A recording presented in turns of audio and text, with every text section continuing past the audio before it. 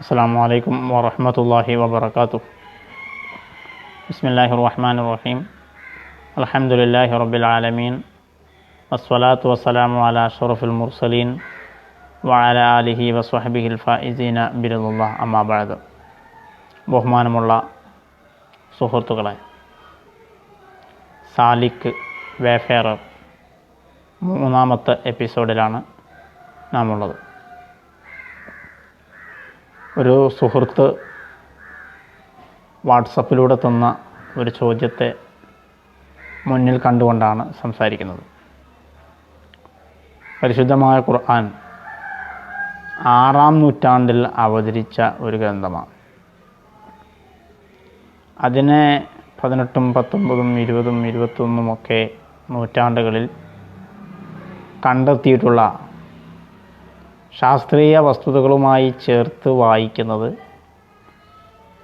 ഒരു അധിക വായനയല്ലേ? അങ്ങനെ വ്യാഖ്യാനിക്കേണ്ടതുണ്ടോ എന്ന ഒരു മാന്യമായ ഒരു സംശയത്തിൻ്റെ പ്രതികരണമാണ് ഇന്ന് ഇവിടെ സംസാരിക്കുന്നത്.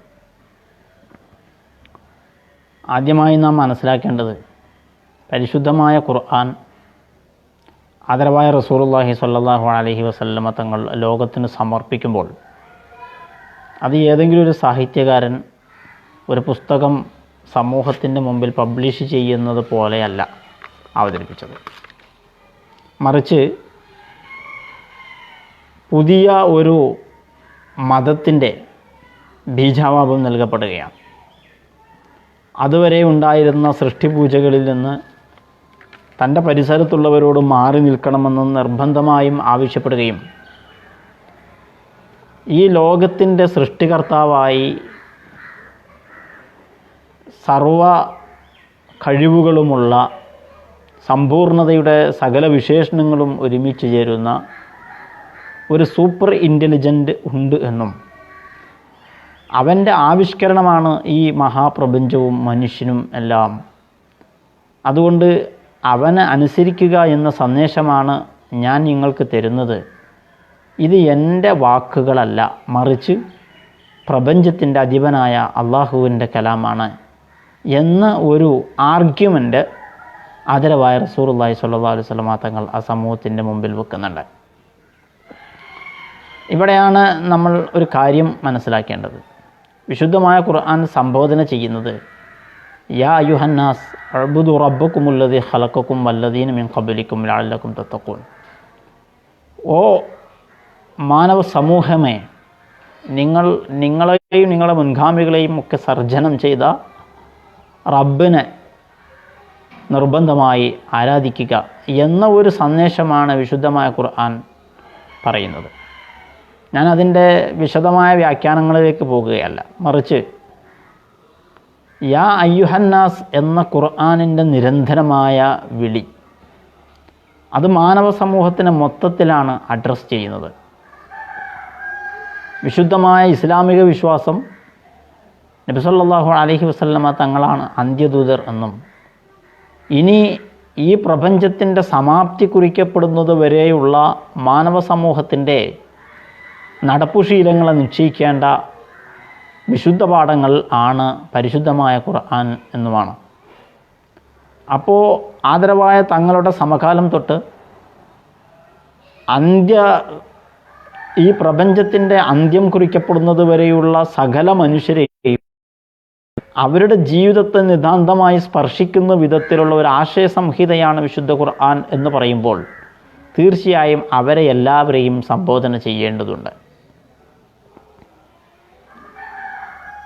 വിശുദ്ധമായ ഖുർആൻ ആരംഭിക്കുന്നത് തന്നെ അൽഹംദുലില്ലാഹി റബ്ബിൽ ആലമീൻ, സകല പ്രപഞ്ചങ്ങളുടെയും അധിപനായ അള്ളാഹുവിന് സ്തുതി എന്ന് പറഞ്ഞുകൊണ്ടാണ്. വിശുദ്ധമായ ഖുർആനിലെ ഏറ്റവും അവസാനത്തെ പദം അന്നാസ് എന്നതാണ്. അപ്പോൾ ഈ ലോകത്തുള്ള സകല ജനതതികൾക്കും പ്രപഞ്ചത്തിൻ്റെ മുഴുവനും അധിപതിയായ റബ്ബിൽ നിന്നുള്ള സന്ദേശമാണ് വിശുദ്ധ ഖുർആനിൽ ഉള്ളത്. സ്വാഭാവികമായും അവരുടെ വൈജ്ഞാനിക നിലവാരത്തിലും സാംസ്കാരികമായ വ്യത്യാസങ്ങളിലും നാഗരികമായ നിലവാരത്തിലും ഒക്കെയുള്ള വൈജാത്യങ്ങളെ കണ്ടിട്ട് അതിനെ സംബോധന ചെയ്യാവുന്ന വിധത്തിൽ ക്ഷമതയുള്ളതായിരിക്കണം ഇങ്ങനെയുള്ള ഒരു വചനം എന്നത് എല്ലാവർക്കും അറിയാവുന്ന ഒരു വസ്തുതയാണ്. 10ാം ക്ലാസ്സിൽ നമ്മൾ ക്ലാസ് പഠിപ്പിക്കുമ്പോൾ അവിടെ പറയുന്ന ശൈലിയോ ലാംഗ്വേജോ ഫാക്ട്സോ ഒന്നും 1ാം ക്ലാസ്സിൽ പോയി പറയുമ്പോൾ പറയില്ല. അവിടെ അത് വ്യത്യാസം ഉണ്ടാവും. 1ാം ക്ലാസ്സുകാരനോട് അല്ലെങ്കിൽ കിൻഡർ ഗാർഡനിൽ പഠിക്കുന്ന ഒരു കുട്ടിയോട് പറയുന്ന ശൈലി വെച്ച് ഉന്നത പഠനങ്ങൾ ആർജിച്ചിട്ടുള്ള ഒരു പണ്ഡിത സമൂഹത്തിൻ്റെ മുന്നിൽ നാം ഒരു സെമിനാറോ സിമ്പോസിയമോ ക്ലാസ്സോ അവതരിപ്പിക്കുമ്പോൾ അവിടെ പറയുകയില്ല. അവിടെ 2 തരത്തിലുള്ള നിലപാടുകൾ നമുക്ക് ആവശ്യമാണ്. വിശുദ്ധ ഖുർആൻ പ്രായവും പക്വതയും ബുദ്ധിയുമുള്ള എല്ലാവരെയും ഒരുപോലെ സംബോധന ചെയ്യാൻ. അവരുടെ കൂട്ടത്തിൽ വ്യത്യസ്ത നിലവാരങ്ങളിലുള്ളവരുണ്ടാകും. അവർക്കെല്ലാം പ്രാപ്യമാകുന്ന ഈ പറയപ്പെടുന്നത് നിഷ്പക്ഷമായി നാം പഠന വിധേയമാക്കിയാൽ ദാലിക്കൽ കിതാബു ലാ റൈബ ഫീഹ്, അവിടെ പിന്നെ സംശയങ്ങൾക്കിടമില്ല എന്ന് ബോധ്യപ്പെടുത്തുന്ന തെളിവുകൾ ഉണ്ടാവുക എന്നത് വിശുദ്ധമായ ഖുർആനിൻ്റെ ഒരു താല്പര്യമാണ്, ശൈലിയാണ്. അതുകൊണ്ട് തന്നെ ഏത് കാലഘട്ടത്തിലും വൈജ്ഞാനികമായ വ്യത്യസ്ത തുറകളിൽ പ്രവർത്തിച്ചിരുന്ന ആളുകളെ ആകർഷിക്കുന്ന പാഠങ്ങൾ അവരുടെ വൈജ്ഞാനികമായ അനുഭവങ്ങളുടെയും ബോധ്യങ്ങളുടെയും ബാക്ക്ഗ്രൗണ്ടിൽ നിന്ന് വായിക്കുവാൻ വിശുദ്ധമായ ഖുർആനിൽ സാധിക്കും എന്നത് ഒരു പരമാർത്ഥമാണ്. അത് ഓരോരുത്തർക്കും സത്യസന്ധമായി നിഷ്പക്ഷമായി അവരവരുടെ വൈജ്ഞാനിക നിലവാരത്തിൻ്റെ കാറ്റഗറിയിൽ നിന്നുകൊണ്ട് അന്നോളം ലോകം ആ വിഷയത്തിൽ എത്തിപ്പെട്ടിട്ടിരിക്കുന്ന വസ്തുതകളെ മുന്നിൽ വെച്ചുകൊണ്ട് പഠിച്ചാൽ അത് വളരെ പെട്ടെന്ന് മനസ്സിലാക്കാൻ സാധിക്കും. 6ാം നൂറ്റാണ്ടിൽ ആദരവായ റസൂലുള്ളാഹി സ്വല്ലല്ലാഹു അലൈഹി വസല്ലമ തങ്ങൾ ഇത് അവതരിപ്പിക്കുമ്പോഴുള്ള അറേബ്യയുടെ പശ്ചാത്തലം നമുക്കറിയാം.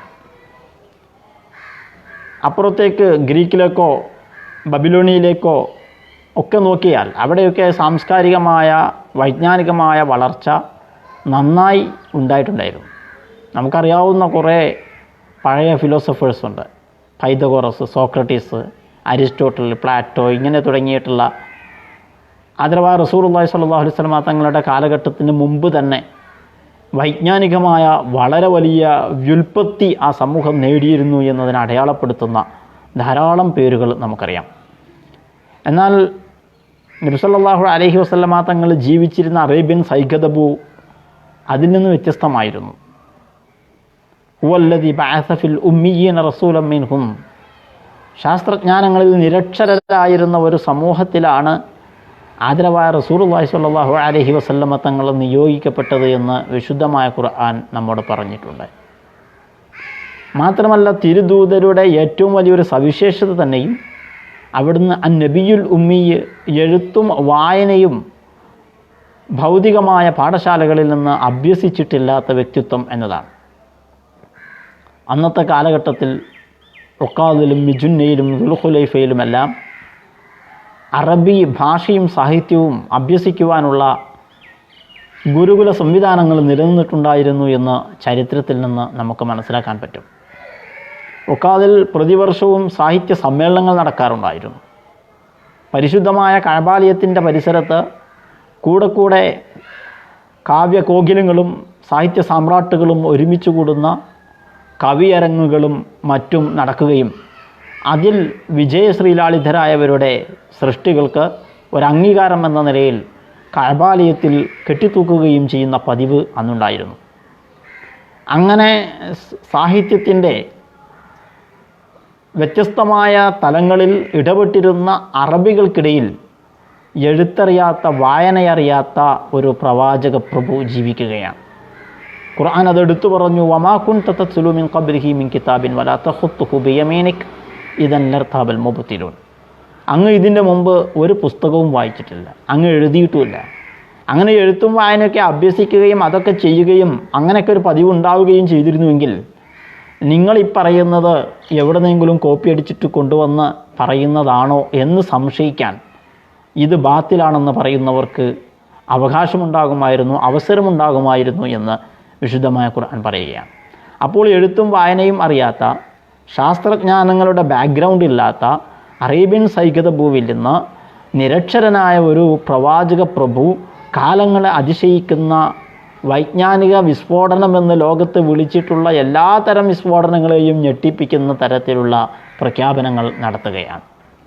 ആ പ്രഖ്യാപനങ്ങൾ വ്യത്യസ്ത കാലഘട്ടങ്ങളിൽ സമൂഹം തിരിച്ചറിഞ്ഞിട്ടുണ്ട്. ഈ പ്രഖ്യാപനങ്ങൾ നടത്തുമ്പോഴും ഒരു അവകാശവാദം ഖുർആൻ മുന്നോട്ട് വെക്കുന്നുണ്ട്. എന്താണ് ആ അവകാശവാദം? ഇത് തൻസീലും മിർ റബ്ബിൽ ആലമീൻ, സകല ലോകങ്ങളുടെയും അധിപതിയായവൻ്റെ അടുക്കൽ നിന്നുള്ള ഗ്രന്ഥമാണ് എന്നാണ് ആ അവകാശവാദം. പ്രിയപ്പെട്ടവരെ, നമ്മൾ ഒരു പുതിയ ഒരു അവകാശവാദം സാധാരണ ആളുകൾ പറഞ്ഞിട്ടില്ലാത്ത ഒരു കാര്യം സമൂഹത്തിൻ്റെ മുമ്പിൽ പറയുമ്പോൾ സ്വാഭാവികമായും അവരതിൻ്റെ എവിഡൻസ് ചോദിക്കും. ഇപ്പോൾ ഒരാൾ പറയാണ്, ഒരു കുഴിയിൽ തന്നെ തേങ്ങയും അടക്കയും ഒന്നിച്ചു വെച്ച്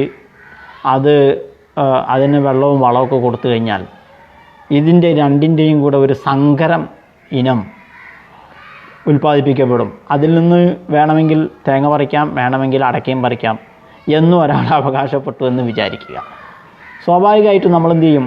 അതിൻ്റെ എവിഡൻസ് ചോദിക്കും, അതിൻ്റെ തെളിവ് ചോദിക്കും.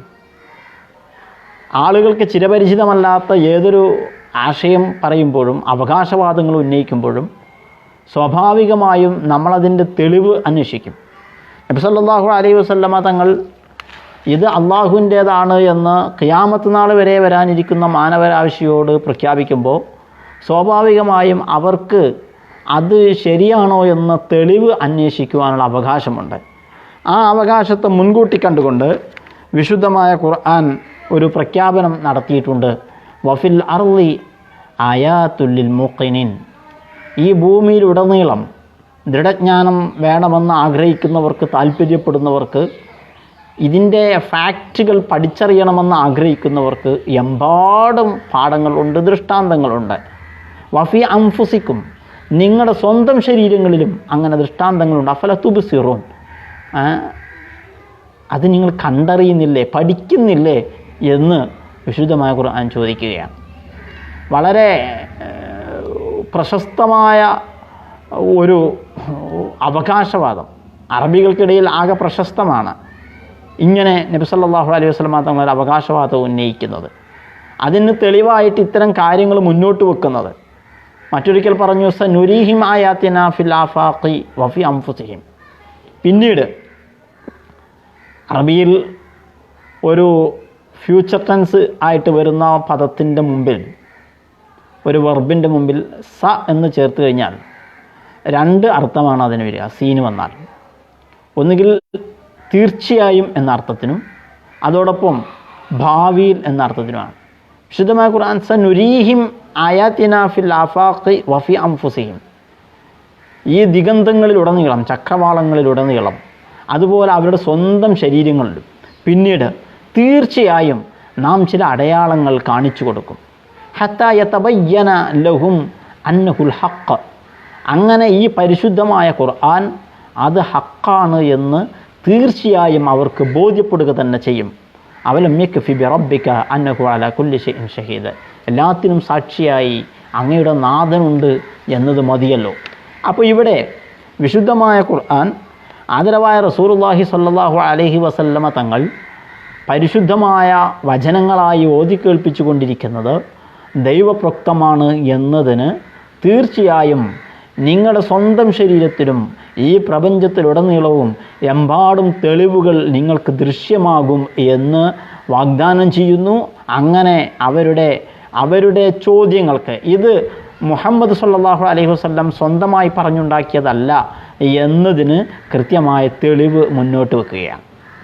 മാത്രമല്ല, ആ തെളിവ് വെച്ചതിൻ്റെ ശേഷമാണ് ഖുർആനിൻ്റെ ഒരു പ്രഖ്യാപനമുണ്ട്. വഇൻ കുൻതും ഫീ റൈബിൻ മിമ്മാ നസ്സൽനാ അലാ അബ്ദിനാ ഫഅ്തൂ ബിസൂറത്തിൻ മിൻ മിസ്ലിഹി, നമ്മുടെ അടിമയ്ക്ക് നാം ഇറക്കിക്കൊടുത്തിട്ടുള്ള ഈ വചനങ്ങൾ ദൈവപ്രോക്തം തന്നെയോ എന്ന് സംശയമുള്ളവരാരെങ്കിലും ഉണ്ടെങ്കിൽ അവർ സമാനമായ ഒരു വചനം കൊണ്ടുവരട്ടെ. ഞാൻ ആ ആയത്ത് ഇവിടെ ഓതുവാൻ കാരണം, ഫഅ്തൂ ബിസൂറത്തിൻ മിൻ മിസ്ലിഹി എന്നതിൻ്റെ വ്യാഖ്യാനത്തിൽ മിൻ മിസ്ലിഹി അതുപോലെയുള്ളതിൽ നിന്ന് എന്നത് വിശുദ്ധമായ ഖുർആനിന് സമാനമായത് എന്നാണോ? അതല്ല, മിൻ മിസ്ലിഹി നബി സല്ലല്ലാഹു അലൈഹി വസല്ലമ തങ്ങളെപ്പോലെയുള്ള നിരക്ഷരനായിരുന്ന ഇതുപോലെയുള്ള ബാക്ക്ഗ്രൗണ്ടിൽ ജീവിച്ച ഒരാൾക്ക് ഇത്രയും വിസ്മയകരമായ വിപ്ലവകരമായ പ്രഖ്യാപനങ്ങൾ നടത്തുവാൻ സാധിക്കുമോ എന്നും രണ്ട് തരത്തിലുള്ള വ്യാഖ്യാനങ്ങൾ പരിശുദ്ധമായ ഖുർആനിൻ്റെ വ്യാഖ്യാതാക്കൾ നൽകിയിട്ടുണ്ട്. ഇങ്ങനെ അള്ളാഹുവിൽ നിന്നുള്ളതാണെന്ന് അവകാശപ്പെടുകയും അതിൻ്റെ തെളിവുകൾ ഈ ദിഗന്ധത്തിലും പ്രപഞ്ചത്തിലും നിങ്ങളുടെ ശരീരങ്ങളിലും ദൃശ്യമാണ് എന്ന് പറയുകയും ആ പറഞ്ഞതിന് പുറമെ ഇതുപോലെ മുൻകൂട്ടി കാര്യങ്ങളെ കൃത്യമായി അവലോകനം ചെയ്ത് പറയുവാൻ നിങ്ങൾക്ക് സാധിക്കുകയും ചെയ്യുമെങ്കിൽ അതുപോലെയുള്ളൊരു കിതാബ് കൊണ്ടുവാ എന്ന് പറയുന്ന തരത്തിൽ നമുക്ക് വിശുദ്ധമായ ഖുർആൻ്റെ വാക്കുകളെ വ്യാഖ്യാനിക്കാവുന്നതാണ്, മനസ്സിലാക്കാവുന്നതാണ്. പരിശുദ്ധമായ ഖുർആൻ ഞാൻ നേരത്തെ പറഞ്ഞതുപോലെ സമൂഹത്തിലെ വിവിധ തുറകളിലുള്ളവരെ അവരവരുടെ ബാക്ക്ഗ്രൗണ്ടുകളിൽ നിന്നുകൊണ്ട് തന്നെ അതിൻ്റെ സൗന്ദര്യവും അതിൻ്റെ ഇലാഹികതയും മനസ്സിലാക്കാനുള്ള അവസരം ധാരാളം നൽകിയിട്ടുണ്ട്. അത് മനസ്സിലാക്കാവുന്ന ഏറ്റവും മികച്ച ചില ഉദാഹരണങ്ങൾ ഈ അടുത്ത കാലത്ത് കഴിഞ്ഞു പോയിട്ടുണ്ട്. നമുക്കറിയാവുന്ന പ്രശസ്തനായ ഫ്രഞ്ച് ശാസ്ത്രജ്ഞൻ മോറിസ് ബുക്കായി ഖലഖൽ ഇൻസാന മിൻ അലഖ്, ഒട്ടിപ്പിടിക്കുന്ന അട്ടയെപ്പോലെ ഒട്ടിപ്പിടിക്കുന്ന ഭ്രൂണത്തിൽ നിന്നാണ് മനുഷ്യനെ സൃഷ്ടിച്ചിട്ടുള്ളത് എന്ന സൂക്തത്തിലെ അലഖ് എന്ന പദപ്രയോഗം എംബ്രിയോളജിയിൽ എത്ര കൃത്യതയുള്ളതാണ് എന്ന് തിരിച്ചറിഞ്ഞുകൊണ്ടാണ് വിശുദ്ധമായ ഇസ്ലാമിലേക്ക് വരുന്നത് എന്ന് നമുക്കറിയാവുന്ന ഒരു സത്യമാണ്. അതുപോലെ ജാപ്പാനീസ് സയൻറ്റിസ്റ്റായിരുന്ന ഡോക്ടർ അത്സുഷി കമാൽ ഒക്കുദ എന്ന് പറയുന്ന പണ്ഡിതൻ, അദ്ദേഹം വലഖദ് ഖലഖനൽ ഇൻസാന മിൻ സ്വൽസ്വാലിൻ മിൻ ഹമഇൻ മസ്നൂൻ എന്ന് പറയുന്ന ആയത്തിലെ സ്വൽസാൽ എന്ന് പറയുന്ന പദപ്രയോഗത്തിൻ്റെ കൃത്യത കണ്ടിട്ടാണ് ഇസ്ലാമിലേക്ക് വരുന്നത്. മനുഷ്യനെ സൃഷ്ടിക്കാൻ ഉപയോഗിച്ച മണ്ണിനെക്കുറിച്ചുള്ള ഒരു വിശകലനമാണ് അവിടെയുള്ളത്. സ്വൽസാലിൻ മിൻ ഹമഇൻ മസ്നൂനിൻ എന്ന് പറഞ്ഞാൽ പശിമ പിടിച്ച് വാസന വന്നു തുടങ്ങിയ ചെളിമണ്ണ് ഉണങ്ങി വരണ്ട് പിന്നെ നമ്മളിങ്ങനെ അതിൽ മുട്ടിയാൽ ശബ്ദം വരുന്ന ഒരു ചിലപ്പുണ്ടാവുന്ന തരത്തിൽ ആ പദപ്രയോഗവും അതിൻ്റെ കണ്ടൻറ്റും മനുഷ്യൻ്റെ ശരീരത്തിൽ ഉൾക്കൊണ്ടിരിക്കുന്ന വ്യത്യസ്ത കണ്ടൻറ്റുകളെയും കുറിച്ചുള്ള ഒരു കമ്പാരിറ്റീവ് സ്റ്റഡിയാണ് ഇദ്ദേഹത്തിന് ഇസ്ലാമിലേക്ക് കൊണ്ടുവരുന്നത്. വേറെ നമുക്കറിയാവുന്ന മറ്റൊരു ശാസ്ത്രജ്ഞൻ, തായ്ലൻഡിലെ ചിയാങ് മായ് യൂണിവേഴ്സിറ്റിയിലെ ഡിപ്പാർട്ട്മെൻറ്റ് ഓഫ് അനാട്ടമിയിൽ ചെയർമാനായിട്ടുണ്ടായിരുന്ന ഡോക്ടർ തജാത്ത് തജാസൻ എന്ന് പറയുന്ന ശാസ്ത്രജ്ഞൻ, അദ്ദേഹം ഒരു വലിയ വസ്തുത, വിശുദ്ധമായ ഖുർആൻ്റെ സൂക്തങ്ങളിൽ ഒളിഞ്ഞു നിൽക്കുന്ന ഒരു വലിയ വസ്തുത തൻ്റെ ശാസ്ത്രീയമായ അവബോധത്തിൽ നിന്ന് മനസ്സിലാക്കുകയാണ്. ശാസ്ത്രലോകം ദീർഘകാലം മനസ്സിലാക്കിയിട്ടുണ്ടായിരുന്നത് നമ്മൾ വേദന അറിയുന്ന നമ്മുടെ വേദന സംവേദിനികൾ നമ്മുടെ തലച്ചോറിലാണ് ഉള്ളതെന്നാണ്. ബ്രെയിൻ ഉപയോഗിച്ചിട്ടാണ് നമ്മൾ വേദന മനസ്സിലാക്കുന്നത് എന്നായിരുന്നു ശാസ്ത്രലോകം ദീർഘകാലം വിശ്വസിച്ചിട്ടുണ്ടായിരുന്നത്. എന്നാൽ പിന്നീട് വേദന സംവേദിനികൾ ഉള്ളത് നമ്മുടെ ത്വക്കിലാണ്, തൊലിയിലാണ് എന്ന് ഇദ്ദേഹം മനസ്സിലാക്കുകയാണ്. സ്വാഭാവികമായും വിശുദ്ധമായ ഖുർആനിലെ ഒരു ആയത്ത് പണ്ഡിതന്മാർ അദ്ദേഹത്തിൻ്റെ ശ്രദ്ധയിൽപ്പെടുത്തുന്നു. നരകാവകാശികളായ അവിശ്വാസികളെ നരകത്തിൽ ശിക്ഷിക്കപ്പെടുമ്പോഴുള്ള രംഗത്തെ ആവിഷ്കരിക്കുകയാണ്. ഇന്നല്ലദീന കഫറൂ ബി ആയാതിന സൗഫ നുസ്ലിഹിം നാറ കുല്ലമാ നളിജത് ജുലൂദുഹും ബദ്ദൽനാഹും ജുലൂദഹും ഗൈറഹ ലിയദൂഖുൽ അദാബ്. അവരുടെ ശരീരത്തിലെ തൊലി കത്തിത്തീരുന്നതിനനുസരിച്ച് നമ്മൾ അവരുടെ പുതിയ തൊലി കൊടുത്തുകൊണ്ടേയിരിക്കും. നരകത്തിൽ ശിക്ഷിക്കപ്പെടുകയാണ്. സ്വാഭാവികമായും അഗ്നിപ്പൊയ്കയിലിട്ട് കത്തിക്കപ്പെടുമ്പോൾ അവിടെയുള്ള തീനാളങ്ങളേറ്റ് അയാളുടെ ശരീരത്തിലെ തൊലി കത്തിക്കരിഞ്ഞ് ഇല്ലാതെയാകുന്നതിനനുസരിച്ച് വീണ്ടും പുതിയ തൊലി സ്കിന്ന് അയാൾക്ക് കൊടുത്തുകൊണ്ടേയിരിക്കും എന്ന് വിശുദ്ധമായ ഖുർആൻ പറഞ്ഞിട്ട് അതിനൊരു കാരണം അവിടെ അവതരിപ്പിച്ചു. ലിയദൂഖുൽ അദാബ, ഈ വേദന അവൻ രുചിച്ചറിയാൻ വേണ്ടിയിട്ട്. ഈ പ്രസ്താവന കണ്ടിട്ടാണ് തജാത്ത് തജാസൻ എന്ന് പറയുന്ന തായ്ലൻഡ് ശാസ്ത്രജ്ഞൻ ഇസ്ലാമിലേക്ക് വന്നത്.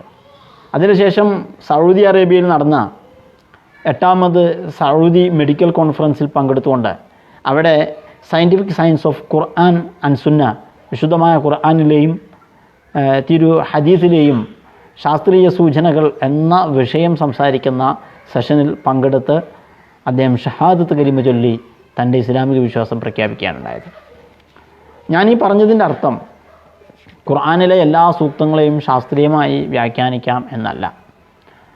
നാം മനസ്സിലാക്കേണ്ടത് വിശുദ്ധമായ ഖുർആൻ, അതിൽ ധാരാളം സയൻസിൻ്റെ ഏറ്റവും ബോധ്യം വന്ന സത്യങ്ങളുടെ അടിസ്ഥാനത്തിൽ വിലയിരുത്തിയാൽ മനസ്സിലാക്കാവുന്ന കുറേ കാര്യങ്ങൾ വിശുദ്ധമായ ഖുർആനിലുണ്ട്.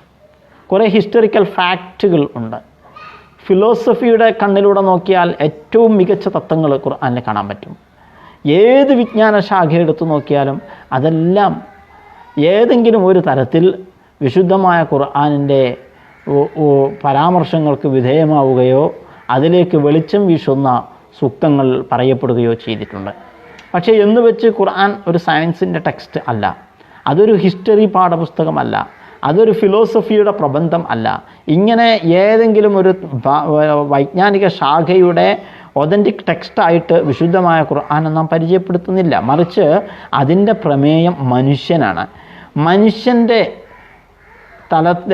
ഏത് തലത്തിൽ നിൽക്കുന്ന മനുഷ്യൻ്റെയും ഏത് ബാക്ക്ഗ്രൗണ്ടിലുള്ള മനുഷ്യൻ്റെയും അവൻ്റെ വൈജ്ഞാനികമായ നിലവാരം ഏത് തരത്തിലുള്ളതായാലും അവനെ ആകർഷിക്കുന്ന ധാർമ്മിക പാഠങ്ങളുണ്ട് വിശുദ്ധ ഖുർആനിൽ എന്നതാണ് അതിൻ്റെ ഏറ്റവും വലിയ സവിശേഷത.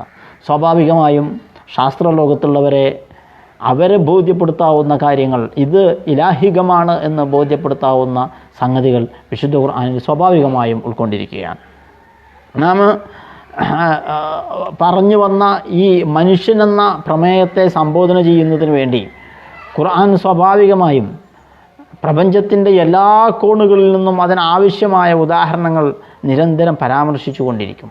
വഹുവല്ലദീ ഖലഖൽ ലൈല വന്നഹാറ വശംസ വൽ ഖമറ കുല്ലുൻ ഫി ഫലകിൻ യസ്ബഹൂൻ. കഴിഞ്ഞ എപ്പിസോഡിൽ നാം വിശദീകരിച്ചിട്ടുള്ള ഒരായത്താണത്. അവിടെ രാവിനെയും പകലിനെയും പരാമർശിക്കുകയാണ്. അവിടെ കാലം എന്ന് പറയുന്ന ഒരു ടെക്നോളജിയെ ഒരു ടെക്നിക്കിനെ അവിടെ പ്രയോജനപ്പെടുത്തിയിട്ടുണ്ട്. അതുപോലെ ഗോളശാസ്ത്രത്തിൻ്റെ പരിധിയിൽ വരാവുന്ന പാഠങ്ങളെ ആ സൂക്തം ഉൾക്കൊണ്ടിട്ടുണ്ട്. ഇതുപോലെ കടലും കരയും ഒക്കെ ഖുർആൻ്റെ വിഷയങ്ങളാണ്. അനന്തമായി പരന്നു കിടക്കുന്ന ഈ ഖഗോള പ്രപഞ്ചവും അനന്തമായ വിസ്മയങ്ങളിലേക്ക് നമ്മെ കൈപിടിച്ചു കൊണ്ടുപോകുന്ന മനുഷ്യൻ്റെ ശരീരവും ഉൾപ്പെടെ എല്ലാം പരിശുദ്ധമായ ഖുർആൻ അള്ളാഹുവിലേക്കുള്ള വഴികളായി അടയാളങ്ങളായി സ്വീകരിച്ചിട്ടുണ്ട്.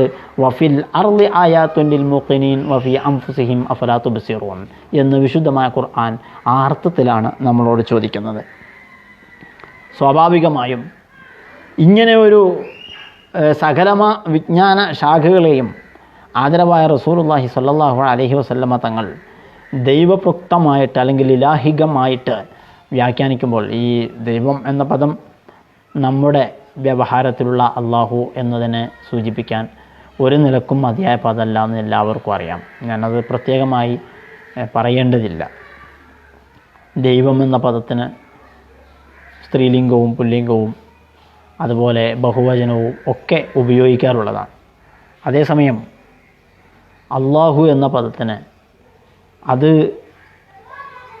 ലിംഗഭേദങ്ങളില്ല, അതേപോലെ ബഹുവചനം ഏകവചനം ഇങ്ങനെയുള്ള വ്യത്യാസങ്ങളൊന്നുമില്ല.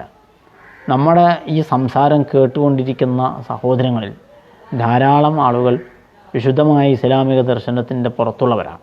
സ്വാഭാവികമായിട്ടും അവർക്ക് മനസ്സിലാവുക, അവർക്ക് കാര്യങ്ങളുമായി നേരിട്ട് സംവദിക്കുവാൻ സാധിക്കുക എന്ന നിലക്കാണ് ദൈവം എന്ന പദപ്രയോഗം നടത്തുന്നത് എന്ന് സാന്ദർഭികമായി നിങ്ങളെ ഓർമ്മപ്പെടുത്തുകയാണ്.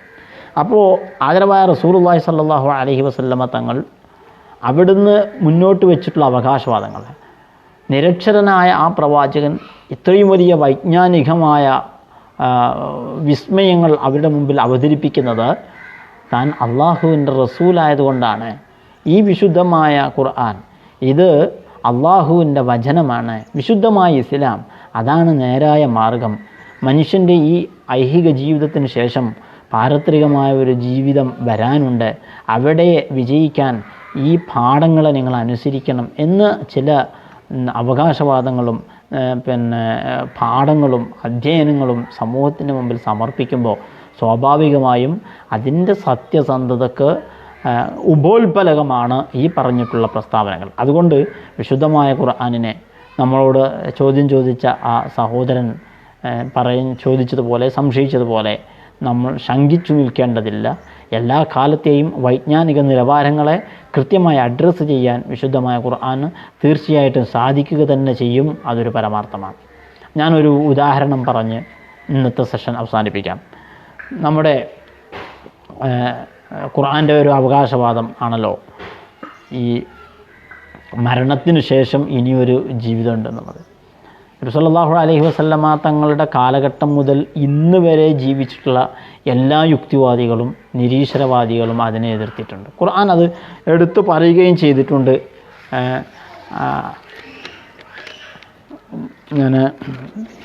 മനിത്തഖദ ഇലാഹു ഹവാഹു അറഅയ്ത മനിത്തഖദ ഇലാഹു ഹവാഹു, സ്വന്തം യുക്തിബോധത്തെ ദൈവത്തിൻ്റെ സ്ഥാനത്ത് പ്രതിഷ്ഠിച്ച് അതിനനുസരിക്കുകയും അതിന് വഴങ്ങുകയും അതാണെല്ലാമെന്ന് ചിന്തിക്കുകയും ചെയ്യുന്ന മനുഷ്യന്മാരെ നിങ്ങൾ കണ്ടിട്ടില്ലേ എന്ന് ചോദിച്ചുകൊണ്ട് മാഹിയയില്ല ഹയാത്തുന ദുന്യ, ഈ ഐഹിക ജീവിതമല്ലാതെ പിന്നെ മരണത്തിന് ശേഷം വേറൊരു ജീവിതമൊന്നും ഇല്ല എന്ന് പറഞ്ഞുകൊണ്ട് ഇതിനെ എതിർത്തിരുന്ന ബഹുദൈവ വിശ്വാസികളും നിരീശ്വരവാദികളും ആദരവായ റസൂലുള്ളാഹി സ്വല്ലല്ലാഹു അലൈഹി വസല്ലം തങ്ങളുടെ വിശുദ്ധമായ ഖുർആനിൻ്റെ നേരിട്ട് സംബോധിതരായി അറബിയിൽ തന്നെ ഉണ്ടായിട്ടുണ്ടായിരുന്നു. അപ്പോൾ അവർ ചോദിച്ചിട്ടുള്ള പല ചോദ്യങ്ങളും പ്രസക്തമായി പിൽക്കാലത്തേക്ക് ആവശ്യമുള്ളത് വിശുദ്ധമായ ഖുർആൻ എടുത്തുദ്ധരിക്കുകയും അതിനെ കൃത്യമായി അഡ്രസ്സ് ചെയ്ത് മറുപടി പറയുകയും ചെയ്തിട്ടുണ്ട് എന്ന് നാം ഓർമ്മിക്കേണ്ടതുണ്ട്. യുക്തിബോധത്തിൻ്റെ അടിസ്ഥാനത്തിൽ അല്ലെങ്കിൽ ശാസ്ത്രീയമായ വിജ്ഞാനീയങ്ങളുടെ അടിസ്ഥാനത്തിൽ പ്രസക്തമായ ഒരു ചോദ്യം, മരണാനന്തരം ജീവിതമുണ്ട് എന്നതിനെ അവർ നേരിട്ടത് മൻ യുഹിയൽ ഇളാമ വഹിയ റമീം, മനുഷ്യൻ മരിച്ച് മണ്ണടിഞ്ഞ് അവൻ്റെ ശരീരം ഈ മണ്ണിൽ ലയിച്ച് ഒന്നുമല്ലാതെയായി തീർന്നതിൻ്റെ ശേഷം പിന്നെ ഇതിനെ പുനർജീവിപ്പിക്കാൻ സാധിക്കുക, അതെങ്ങനെയാണ് കഴിയുക? ഖുർആനിൻ്റെ അവകാശവാദം, വിശുദ്ധരായ റസൂലുള്ളാഹി സ്വല്ലല്ലാഹു അലൈഹി വസല്ലം തങ്ങളുടെ തിരുപാഠങ്ങളിലുള്ള വാദം ഓരോരുത്തരെയും അവൻ മരിക്കുമ്പോഴുണ്ടായിരുന്ന ആ ബോഡിയെ തന്നെ പുനരുദ്ധാനം ചെയ്യുമെന്നാണ്. കോടിക്കണക്കിന് മനുഷ്യന്മാരെ ഒന്നിച്ച് മറവ് ചെയ്യപ്പെട്ടിട്ടുള്ള സ്ഥലങ്ങളുണ്ട്. ഇപ്പോൾ തന്നെ നമ്മുടെ കൊറോണ അത് ബാധിച്ച് മരണപ്പെട്ട എത്രയോ ആളുകളെ പല രാജ്യങ്ങളിലും കൂട്ടക്കല്ലറകളിലാണ് അടക്കം ചെയ്തിട്ടുള്ളത്. ഒരുപാട് ആളുകൾ ഒന്നിച്ചൊരു കല്ലറയിലാണ്. അവരുടെ ശരീരം സ്വാഭാവികമായും ആ മണ്ണിൽ ലയിക്കും, എല്ലുകൾ നുരുമ്പി ജീർണിച്ച് ഇല്ലാതെയാവും. അത് അങ്ങനെ കൂടിക്കലർന്നു കഴിഞ്ഞാൽ നമ്മുടെ സ്വാഭാവികമായ ബുദ്ധി അനുസരിച്ച് ആ കുഴി തോണ്ടിയാൽ ഇത് ഇന്ന ആളുടേത് മറ്റേത് ഇന്ന ആളുടേത് എന്ന് വേർതിരിച്ചെടുത്ത് കാണിക്കാൻ നമുക്കൊരിക്കലും സാധിക്കുകയില്ല. ഇത് സാധാരണഗതിയിൽ ഒരാളുടെ ബുദ്ധിയുടെ താല്പര്യമാണ് ചോദ്യം.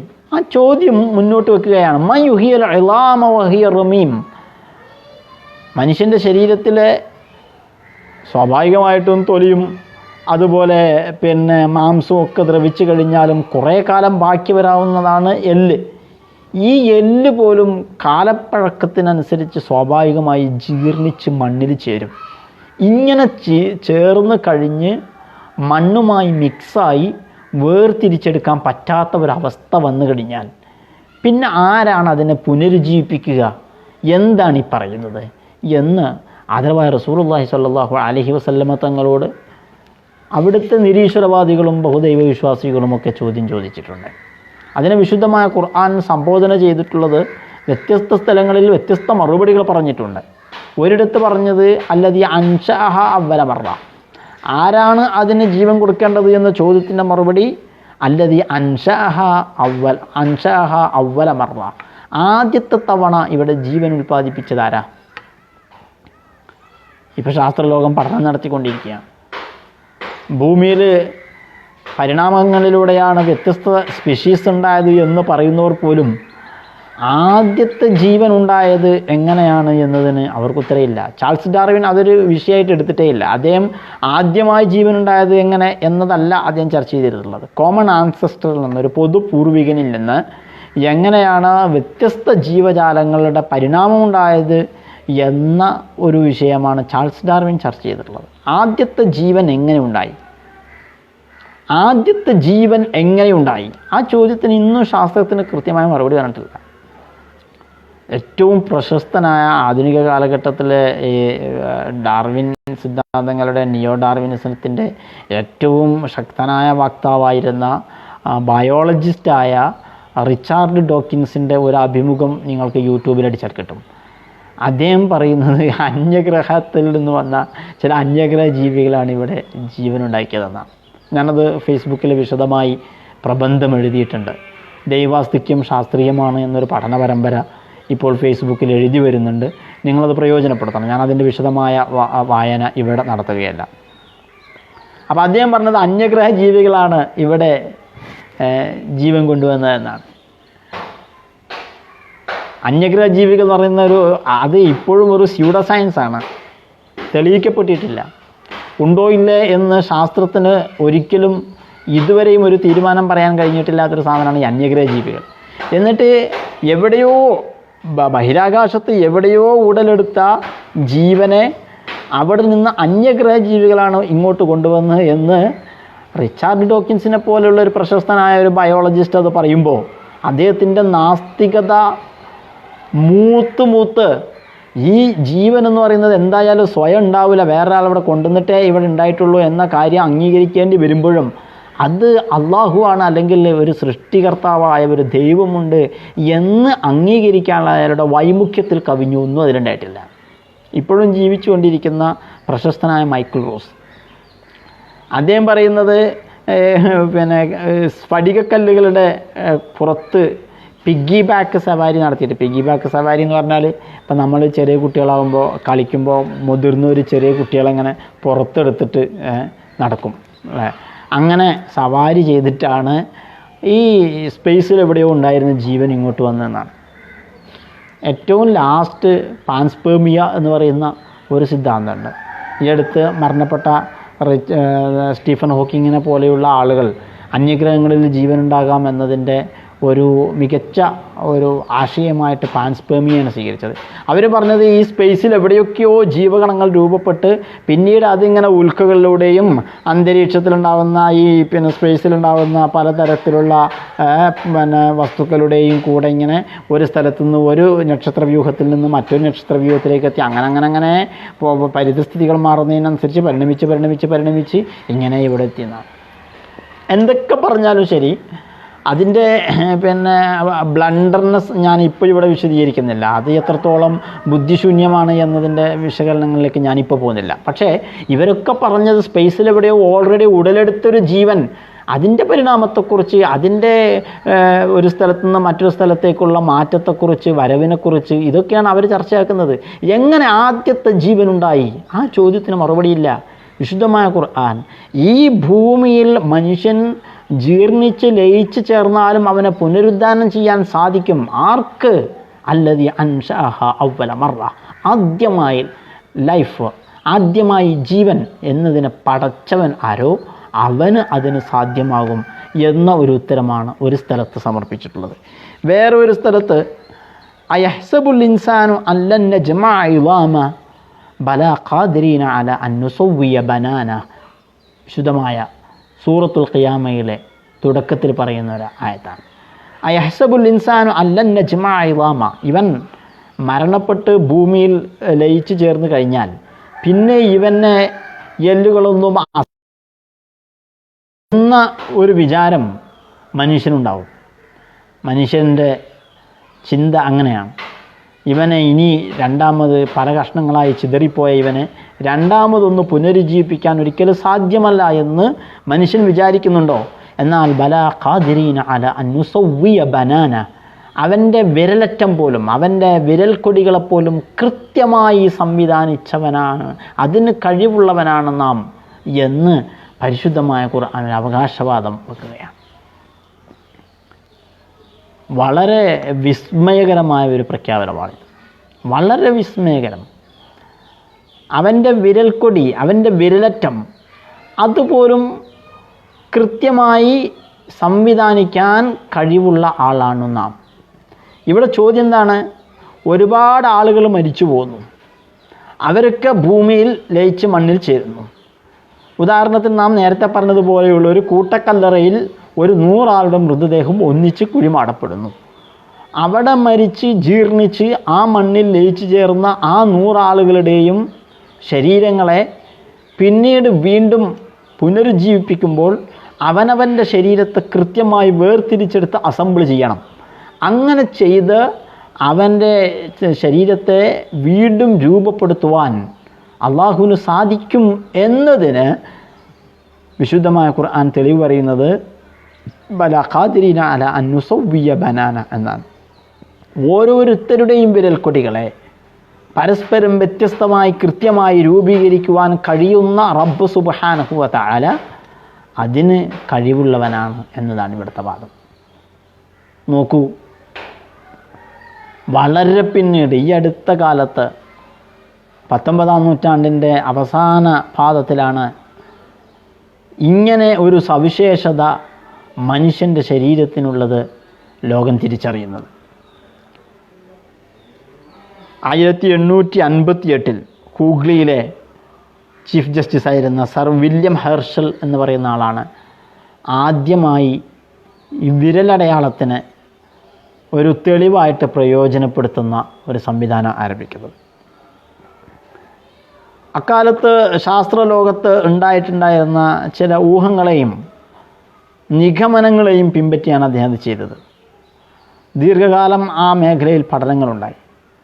വസ്തുനിഷ്ഠമായി ഡീറ്റെയിൽഡായ ഒരു വിശദീകരണം ആ വിഷയത്തിൽ ഉണ്ടായത് 1892 ഫിംഗർ പ്രിൻറ്റ്സ് എന്ന ഒരു പുസ്തകം പ്രസിദ്ധീകരിച്ച സർ ഫ്രാൻസിസ് ഗാൾട്ടൻ്റെ കണ്ടെത്തലോടുകൂടിയാണ്. 1888 അദ്ദേഹം ഈ വസ്തുത മനസ്സിലാക്കുന്നത്. 8 വർഷം ദീർഘമായ പഠനങ്ങൾക്കൊടുവിലാണ് അദ്ദേഹം 1892 അദ്ദേഹത്തിൻ്റെ ഫിംഗർ പ്രിൻറ്റ്സ് എന്ന് പറയുന്ന പുസ്തകം പുറത്തിറക്കുന്നത്. മനുഷ്യൻ്റെ കൈവിരലുകളുടെ വിരലടയാളങ്ങളെ നിരീക്ഷിക്കുമ്പോൾ ശാസ്ത്രലോകം മനസ്സിലാക്കിയിട്ടുള്ള വളരെ അത്ഭുതപ്പെടുത്തുന്ന യാഥാർത്ഥ്യങ്ങളാണ് അദ്ദേഹത്തിൻ്റെ കണ്ടെത്തലോടുകൂടി ശാസ്ത്രലോകം നമ്മളോട് പറഞ്ഞത്. ഓരോ മനുഷ്യൻ്റെയും വിരലടയാളങ്ങൾ വ്യത്യസ്തമാണ്. ഓരോ മനുഷ്യനും ഓരോ തരത്തിലുള്ള വിരലടയാളം. എൻ്റെ വിരലടയാളമല്ല നിങ്ങളുടേത്. ഈ പരിപാടി വീക്ഷിച്ചു കൊണ്ടിരിക്കുന്ന ഒരാളുടെയും വിരലടയാളങ്ങൾ പരസ്പരം സാമ്യതയില്ല. ഒരു ഗർഭസ്ഥ ശിശു അമ്മയുടെ വയറ്റിലായിരിക്കുന്ന 22ാമത്തെ ദിവസം മുതൽ അവൻ്റെ വിരലറ്റങ്ങൾ കൃത്യമായി രൂപപ്പെട്ട് അവിടെ ഫിംഗർ പ്രിൻ്റ് രൂപപ്പെടും. അത് കഴിഞ്ഞാൽ മരണം വരെ അവൻ്റെ ഫിംഗർ പ്രിൻറ്റിന് മാറ്റമില്ല. ഒരു ഗർഭസ്ഥ ശിശു അല്ലെങ്കിൽ ഒരു കുട്ടി ജനിച്ച ഉടനെ അവൻ്റെ ഫിംഗർ പ്രിൻ്റ് നമ്മൾ അത് എങ്ങനെയെങ്കിലും സ്കാൻ ചെയ്ത് രേഖയായി സൂക്ഷിച്ചു കഴിഞ്ഞാൽ മരണം വരെയുള്ള അവൻ്റെ ഫിംഗർ പ്രിൻറ്റിൽ ഒരു മാറ്റമില്ല. എവിടെയെങ്കിലും ഒരു കുറ്റം അവൻ ചെയ്തിട്ടുണ്ടെങ്കിൽ ഇത് വെച്ചിട്ട് അവൻ ഐഡൻറ്റിഫൈ ചെയ്യാൻ പറ്റും എന്നാണ് ശാസ്ത്രം പറഞ്ഞുകൊണ്ടിരിക്കുന്നത്. മരിക്കുന്നത് വരെ അവൻ്റെ ഫിംഗർ പ്രിൻ്റ് മാറിയില്ല. മരിച്ചാലും അവൻ്റെ ശരീരത്തിൽ തൊലി ജീർണിച്ച് പോകുന്നത് വരെ ആ ഫിംഗർ പ്രിൻ്റ് അവിടെ തന്നെ ഉണ്ടാകും എന്നാണ് പറഞ്ഞിട്ടുള്ളത്. പലതരത്തിലുള്ള പ്ലാസ്റ്റിക് സർജറി ശസ്ത്രക്രിയകളുന്നുണ്ട്. പക്ഷേ ശസ്ത്രക്രിയകളിലൂടെ മനുഷ്യൻ്റെ ഫിംഗർ പ്രിൻ്റ് മാറ്റാൻ സാധിക്കുകയില്ല എന്ന് സയൻസ് പറയുക. ഇതുവരെ മനസ്സിലാക്കിയിടത്തോളം ഒരു രോഗവും അവൻ്റെ ഫിംഗർ പ്രിൻ്റ് മായ്ച്ചു കളയുകയില്ല. 2011 അഡർമാറ്റോഗ്ലിഫിയ എന്ന് പറയുന്ന ഒരു മെഡിക്കൽ കണ്ടീഷൻ, ഒരു രോഗാവസ്ഥ മനുഷ്യന് ഉണ്ടായിക്കഴിഞ്ഞാൽ അത് SMARCAD സ്മാർക്കാഡ് എന്ന് പറയുന്ന ഒരു പ്രോട്ടീൻ്റെ കുറവ് ശരീരത്തിലുണ്ടാക്കുകയും അതുവഴി ഒരു പക്ഷേ ഫിംഗർ പ്രിൻറ്റുകൾ മാഞ്ഞു പോയേക്കാം എന്ന ഒരു പഠനം നടന്നുകൊണ്ടിരിക്കുന്നു എന്നതൊഴിച്ചാൽ ഇന്ന് വരെ ഒരു രോഗത്തിനും നമ്മുടെ ഫിംഗർ പ്രിൻ്റ് മായ്ച്ചു കളയാൻ പറ്റും എന്ന് അസന്ധിഗ്ധമായി ശാസ്ത്രലോകത്തിന് പറയാൻ സാധിച്ചിട്ടില്ല. ഈ ഫിംഗർ പ്രിൻറ്റുകളെ ഇന്ന് പല തരത്തിൽ ഉപയോഗപ്പെടുത്തിക്കൊണ്ടിരിക്കുകയാണ്. എന്ത് വിസ്മയകരമാണ് ഖുർആൻ്റെ പ്രഖ്യാപനം എന്ന് ആലോചിച്ച് നോക്കണം. നമ്മളെ ക്രൈം ബ്രാഞ്ചും CBIയും പോലീസും ഇൻവെസ്റ്റിഗേഷൻ ബ്യൂറോകളെല്ലാം നമ്മുടെ ആർമിയിലായാലും നാർക്കോട്ടിക് സെല്ലായാലും പിന്നെ ഒരു ബാങ്കിൽ പോയാൽ ഒക്കെ ഒരു ഇൻഷുറൻസ് കമ്പനി പോയാൽ എല്ലായിടത്തും ഇന്നിപ്പോൾ ഫിംഗർ പ്രിൻ്റാണ്. നമ്മുടെ ആധാർ ഉണ്ടാക്കുന്ന യുണീക്ക് ഐഡൻറ്റിഫിക്കേഷൻ നമ്പർ നമുക്കുണ്ട്, ഒരു 12 അക്ക നമ്പർ. അതിന് നമ്മുടെ ഫിംഗർ പ്രിൻ്റ് അതിലൊരു മുഖ്യ ഘടകമാണ്. ഫിംഗർ പ്രിൻറ്റും നമ്മുടെ കണ്ണിൻ്റെ ചിത്രമാണ് എടുക്കുന്നത്. കണ്ണും ഇതുപോലെ തന്നെയാണ് ശാസ്ത്രം പഠിച്ചുകൊണ്ടിരിക്കുകയാണ്. നമ്മുടെ കണ്ണിൻ്റെ കൃഷ്ണമണിയിലെ ആ ലെൻസിൻ്റെ ചുറ്റും ഒരു സാധനമുണ്ട്, ഐറിസ് എന്നാണെന്ന് പറയാം. ആ ഒരു വളയം. ആ വളയം നമ്മൾ ഫോട്ടോ ഒക്കെ നോക്കിയാൽ അറിയാം, അതിൽ കുറേ ലൈനാണ്, അതിൽ കുറേ ചിത്രങ്ങളുണ്ട്. ആ ഓരോരുത്തരുടെയും ഐറിസ് വ്യത്യസ്തമാണ്. ആ ഐറിസാണ് നമ്മുടെ ഈ കണ്ണിൻ്റെ നിറം നൽകുന്നത്. അതുപോലെ നമ്മുടെ കണ്ണിൻ്റെ റെറ്റിനയിലേക്ക് എത്തുന്ന പ്രകാശം, ഈ പ്യൂപ്പിളിൻ്റെ വികാസവും വലിപ്പവും ഒക്കെ നിയന്ത്രിക്കുന്നത് ഒപ്റ്റിക്കൽ ഭാഷയിൽ പറഞ്ഞാൽ ഒരു ലെൻസിനോട് ചുറ്റും സാധാരണഗതിയിൽ വെളിച്ചം കൂടുകയും കുറയുകയൊക്കെ ചെയ്യുന്നതിനനുസരിച്ച് നമ്മൾ അറേഞ്ച് ചെയ്യാൻ വേണ്ടി ഇപ്പോൾ ഈ മൊബൈലിൻ്റെ ക്യാമറയിലൊക്കെ ലെൻസ് വളരെ ചെറുതാണ്, അതിൻ്റെ ചുറ്റുള്ളൊരു സാധനം ഉണ്ടാവും, അപ്പർച്ചർ എന്ന് പറയുന്നത്. സാധാരണ ഈ ഡിജിറ്റൽ ക്യാമറകളിലൊക്കെ നമുക്ക് പെട്ടെന്ന് മനസ്സിലാക്കാൻ പറ്റും.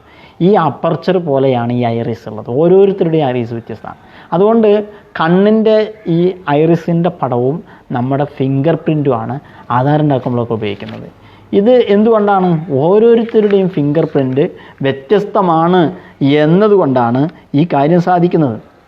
ഇന്ന് ഫിംഗർ പ്രിൻറ്റുകളെ വ്യത്യസ്ത ഘടകങ്ങളായി വേർതിരിച്ചു കൊണ്ടുള്ള പഠനങ്ങൾ നടക്കുന്നുണ്ട്. ലൂപ്പ്, വോള്, കോമ്പോസിറ്റ്, ആർച്ച് എന്നൊക്കെ പറഞ്ഞിട്ടുള്ള വ്യത്യസ്ത ഇനങ്ങളായി തിരിച്ചിട്ടുള്ള. വിക്കിപീഡിയയിൽ അതിൻ്റെ വളരെ വിശദമായ ഒരു ആർട്ടിക്കിൾ ഉണ്ട്, ഞാനത് വായിച്ചിട്ടാണ് പറഞ്ഞിട്ടുള്ളത്. കൂടുതൽ പഠിക്കാൻ താല്പര്യമുള്ളവർക്ക് അത് അവലംബിക്കാവുന്നതാണ്. അപ്പോൾ ഒരാളുടെ വിരലടയാളം കിട്ടിയാൽ ആ വിരലടയാളം പിന്നെ വേറെ എവിടെയെങ്കിലുമൊക്കെ പതിഞ്ഞിട്ടുണ്ടെങ്കിൽ അതൊക്കെ ഐഡൻറ്റിഫൈ ചെയ്യാൻ പറ്റുമെന്നുള്ളതുകൊണ്ടാണ് നമ്മുടെ കുറ്റാന്വേഷണ സംഘങ്ങളൊക്കെ ഇത് വളരെ ഫലപ്രദമായി ഉപയോഗപ്പെടുത്തിയിട്ടുള്ളത്. ആദ്യമൊക്കെ ഇതൊക്കെ വായിക്കുമ്പോൾ നമ്മളെ സർ ആർതർ കോനൻ ഡോയിലിൻ്റെ ഷെർലക് ഹോംസ് കഥകളിലാണ് നമ്മളിതൊക്കെ വായിക്കുക. കുറച്ചൊക്കെ അതിശയോക്തിയാണെന്നൊക്കെ നമ്മൾ ചിന്തിക്കാറുണ്ട്. ഷെർലക് ഹോംസ് കഥകളൊക്കെ എല്ലാവർക്കും അറിയാമല്ലോ. ആർതർ കോനൻ ഡോയിലാണ് അത് എഴുതിയത് എന്ന് പോലും അറിയാത്ത വിധത്തിൽ വളരെ പ്രശസ്തമായ ഒരു കുറ്റാന്വേഷണ കഥാപരമ്പരയായിരുന്നല്ലോ അത്. ഞാൻ ഓർമ്മിക്കുന്നു എവിടെയോ വായിച്ചത്, ഇദ്ദേഹം ഷെർലക് ഹോംസിൻ്റെ വിലാസത്തിൽ ധാരാളം കത്തുകൾ വന്നിട്ട് വല്ലാതെ ശല്യമായപ്പോൾ ദ ഫൈനൽ ഡെത്ത് എന്നോ ഒന്നാണ് അതിൻ്റെ പേര്, അതോ ഫൈനൽ ഡിസിഷൻ, എനിക്ക് കറക്റ്റ് ഓർമ്മയില്ല. ആ ഒരു കഥയിലൂടെ കോനൻ ഡോയിൽ ഇദ്ദേഹത്തിനെ അങ്ങ് ഒരു ചെങ്കുത്തായ മലൻ്റെ താഴേക്ക് വീണ് മരിക്കുന്നത് പോലെ ചിത്രീകരിച്ചപ്പോൾ അതിൻ്റെ വായനക്കാരെ ഇളകി മറിഞ്ഞിട്ട് പിന്നീട് വേറൊരു കഥയിലൂടെ തിരിച്ചു കൊണ്ടിരിക്കുകയാണ് ചെയ്തത്. അത്രയേറെ പ്രശസ്തമായ ഒരുപാട് വായനക്കാരെ സ്വാധീനിച്ചിട്ടുള്ള സർ ആർതർ കോനൻ ഡോയിലിൻ്റെ ഷെർലക് ഹോംസ് കുറ്റാന്വേഷണ കഥകളിൽ വളരെ വിപുലമായി പലപ്പോഴും ഈ ഫിംഗർ പ്രിൻ്റ് ഉപയോഗപ്പെടുത്തിയിട്ടുള്ള അന്വേഷണങ്ങൾ ഇതുണ്ട്. ഫിംഗർ പ്രിൻ്റ് ഒരു കുറ്റാന്വേഷണത്തിന് പോലും ഉപയോഗപ്പെടുത്താവുന്ന വിധത്തിൽ അതിനെക്കുറിച്ച് പഠനം നടത്തിയിരുന്ന ഫ്രാൻസിസ് ഗാൾട്ടൻ്റെ സമകാലീനനാണ് ഇദ്ദേഹം. അദ്ദേഹം ഈ ഫ്രാൻസിസ് ഗാൾട്ടൻ എല്ലാവർക്കും അറിയും. അദ്ദേഹം ചാൾസ് ഡാർവിൻ്റെ ഒരു അർദ്ധ സഹോദരനാണ്. ഈ മേഖലയിൽ വലിയ സംഭാവനകൾ അർപ്പിച്ചിട്ടുള്ളതാണ്. ഇന്ന് ഈ ഫിംഗർ പ്രിൻ്റ് പഠനത്തോടു കൂടി കുറ്റാന്വേഷണ പഠന രംഗത്ത് തന്നെ വലിയ മാറ്റങ്ങളുണ്ടായിട്ടുണ്ട്. ഇപ്പോൾ ഫോറൻസിക് കോഴ്സ്, ഫോറൻസിക് പഠനങ്ങൾ നടത്തുന്നവർ വളരെ പ്രാധാന്യത്തോടു കൂടി അതിൽ ഫോറൻസിക് ഡാക്ടിലോസ്കോപ്പി എന്ന് പറഞ്ഞിട്ടൊരു പഠനം നടത്തുന്നുണ്ട്. സാധാരണ ഫോറൻസിക് ആന്ത്രോപോളജിയും ഫോറൻസിക് സെറോളജിയും ഒക്കെയാണ് നേരത്തെ ഉണ്ടായിരുന്നത്. ഇപ്പോൾ ഏറ്റവും കൂടുതൽ ആളുകൾ പഠിച്ചുകൊണ്ടിരിക്കുന്ന ഫോറൻസിക് സയൻസിലെ ഒരു ഭാഗമാണ് ഫോറൻസിക് ഡാക്ടിലോസ്കോപ്പി എന്ന് പറയുന്നത്. ഡാക്ടിലിസ് എന്ന് പറഞ്ഞാൽ അതൊരു ഗ്രീക്ക് പദമാണ്. ഗ്രീക്കിൽ വിരൽ എന്നർത്ഥമുള്ള ഒരു പദമാണ്. വിരലടയാള ശാസ്ത്രം എന്ന് പറഞ്ഞാൽ ഡാക്ടിലോഗ്രഫി എന്നാണ് പറയാം. ഓരോരുത്തർക്കും വ്യത്യസ്ത തരത്തിലുള്ള വിരലടയാളങ്ങളുണ്ട് എന്ന് നിരീക്ഷിക്കുന്ന പഠനശാഖയാണ് പോറോസ്കോപ്പി. ഡോക്ടർ എഡ്മണ്ട് ലൊക്കാർഡ് എന്ന് പറയുന്ന ആളാണ് ഇത് വികസിപ്പിച്ചിട്ടുള്ളത്. വിരലടയാളം നോക്കിയിട്ട് ഒരാളുടെ വളർച്ച, പ്രായം കൂടുന്നത് വേർതിരിച്ച് മനസ്സിലാക്കാൻ പറ്റുന്ന അമേരിക്കൻ ശാസ്ത്രജ്ഞനായ ഫറോട്ട് രേഖപ്പെടുത്തിയിട്ടുണ്ട്. അപ്പോൾ ഞാൻ പറഞ്ഞു വരുന്നത്, ഇത്രയേറെ വിപുലമായ സാധ്യതകൾ എന്ന് പറഞ്ഞാൽ, ഇപ്പോൾ നമ്മളൊരു കൺസ്യൂമർ ഒരു പ്രൊഡക്റ്റ് വാങ്ങിയാൽ അതിൻ്റെ ഇലക്ട്രോണിക് ലോഗിൻ ചെയ്യാനുള്ള ഒതൻറ്റിക്കേഷനുള്ള ഒരു മാർഗ്ഗമായിട്ട് വരെ നമ്മളിന്ന് ഫിംഗർ പ്രിൻ്റ് ഉപയോഗപ്പെടുത്തുന്നുണ്ട്. നമ്മുടെ ലാപ്പ്, അതുപോലെ ഇന്ന് ഈ അടുത്ത കാലത്ത് ഇറങ്ങിയ ചില കാറുകൾ വരെ സ്റ്റാർട്ട് ചെയ്യാൻ കീ വേണ്ട, നമ്മുടെ ഫിംഗർ പ്രിൻ്റ് വെച്ച് കൊടുത്താൽ മതി. ബാങ്കിൻ്റെ ലോക്കറുകൾ, അത്രയും വിപുലമായി ഓരോരുത്തരുടെയും ഫിംഗർ പ്രിൻ്റുകൾ വ്യത്യസ്തമാണ് എന്ന് സമൂഹം തിരിച്ചറിയുകയാണ്. ഇതാണ് വിശുദ്ധമായ ഖുർആൻ മുന്നിലെടുത്തു വെച്ചിട്ട് പറഞ്ഞത്, ബല ഖാദിരീന അല അന്നുസവ്വിയ ബനാന, അവൻ്റെ വിരലഗ്രത്തെ മുദ്രകൾ പോലും സംവിധാനിക്കുവാനുള്ള പവർ നമുക്കുണ്ട്. ഓരോരുത്തരുടേതും ലോകത്ത് ജീവിച്ചു കൊണ്ടിരിക്കുന്ന അനന്തകോടി മനുഷ്യരുടെ ഓരോരുത്തരുടെയും ഫിംഗർ പ്രിൻ്റ് വ്യത്യസ്തമാണ്. അങ്ങനെ ഓരോരുത്തരുടെയും കണ്ണ് വ്യത്യസ്തമായി, ഓരോരുത്തരുടെയും പല്ലുകൾ വ്യത്യസ്തമായി, ഓരോരുത്തരുടെയും ശരീരത്തിലെ സ്കിന്ന് വ്യത്യസ്തമായി, ഓരോരുത്തരുടെയും ശരീരത്തിൽ നിന്ന് വമിക്കുന്ന സ്മെല്ല് വ്യത്യസ്തമായി, ഓരോരുത്തരുടെയും മുഖവും ശൈലിയും ഭാവങ്ങളും വ്യത്യസ്തമായി. ഇങ്ങനെ ഓരോന്നും പടച്ചിട്ടുള്ള റബ്ബ് മരണാനന്തരം പുനരുജ്ജീവിപ്പിക്കുവാൻ ശേഷിയുള്ളവനാണ് എന്ന് വിശുദ്ധമായ ഖുർആൻ നമ്മോട് പറയുക. അപ്പോൾ ഞാനിത് പറഞ്ഞത്, ഓരോ കാലഘട്ടത്തിലെയും സാമൂഹികവും ശാസ്ത്രീയവുമായ വളർച്ചകളെ കൃത്യമായി സംബോധന ചെയ്യുന്ന രീതിയിൽ വിശുദ്ധമായ ഖുർആൻ്റെ പദപ്രയോഗങ്ങൾ അത് അള്ളാഹുവിൽ നിന്നുള്ളതാണ് എന്ന് തെളിയിക്കുന്നുണ്ട്. ഞാനിവിടെ ഒരു കാര്യം കൂടെ ഉദാഹരിക്കാം. അതിൻ്റെ വിശദാംശങ്ങളിലേക്ക് പോകാൻ സമയമില്ല, ഞാൻ ഉദ്ദേശിച്ചതിൽ കൂടുതൽ സമയം കഴിഞ്ഞു പോയിട്ടുണ്ട്. ബിഗ് ബാങ് തിയറിയാണ് പ്രപഞ്ചഘടനയെക്കുറിച്ചുള്ള ആധുനിക വീക്ഷണം രൂപപ്പെടുത്തിയിട്ടുള്ളതെന്ന് നമുക്കറിയാം. ആ ബിഗ് ബാങ് തിയറിയെ സൂചിപ്പിക്കുന്നതായി വ്യാഖ്യാനിക്കപ്പെട്ടിട്ടുള്ള വിശുദ്ധമായ ഖുർആൻ ഒരു ആയത്തുണ്ട്. അവലം യറല്ലദീന കഫറു എന്നാണ് അത് തുടങ്ങുന്നത്. ഞാൻ അത്ഭുതപ്പെട്ടു പോയിട്ടുള്ളത്, ആ ആയത്ത് കൃത്യമായി അഡ്രസ്സ് ചെയ്യുന്നത് ബിഗ് ബാങ് തിയറിയെ തന്നെയാണെങ്കിൽ അതിൻ്റെ തുടക്കം ശ്രദ്ധിച്ചോ നിങ്ങൾ? യഥാർത്ഥത്തിൽ ലോകത്ത് എത്രയോ വലിയ ശാസ്ത്രീയ പഠന മനനങ്ങളുടെയും ചിന്താവിപ്ലവത്തിൻ്റെയും തിരികൊളുത്തിയ മുസ്ലിം ശാസ്ത്രജ്ഞന്മാർ എത്രയോ ഇവിടെ ഉണ്ട്. പക്ഷേ ഖുർആൻ അവിടെ സംബോധന ചെയ്തത് അവലം യറല്ലദീന കഫറു, വിശുദ്ധമായ ഇസ്ലാമിക ദർശനത്തെ സ്വീകരിക്കാത്ത ആളുകൾ ഈ സംഗതി മനസ്സിലാക്കിയിട്ടില്ലേ എന്നാണ്. ബിഗ് ബാങ് തിയറിയെ സംബന്ധിച്ചാണ് ആ ആയത്തെങ്കിൽ അത് മനസ്സിലാക്കിയത് പോലും ഇസ്ലാമിക ദർശനത്തിൻ്റെ പുറത്തുള്ളവരായിരുന്നു എന്നത് എത്ര മൈന്യൂട്ടായിട്ടാണ് ഖുർആൻ കാര്യങ്ങളെ സംബോധന ചെയ്യുന്നത് എന്നതിൻ്റെ ഏറ്റവും വലിയ തെളിവാണ്. അതുകൊണ്ട് പ്രിയപ്പെട്ടവരെ, ഇതൊരു ബോധ്യമാണ്.